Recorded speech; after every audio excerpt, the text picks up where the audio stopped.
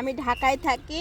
আসলে আমি চাচ্ছি যে আমার ফ্যামিলি না জানি আমি একটা বিয়ে করব। তো ঢাকায় এরকম অনেক বিয়ে শাদী হয় যে কনট্যাক্টে নাকি বিয়ে করে। তো আমার খুব শখ কনট্যাক্টে বিয়ে করার।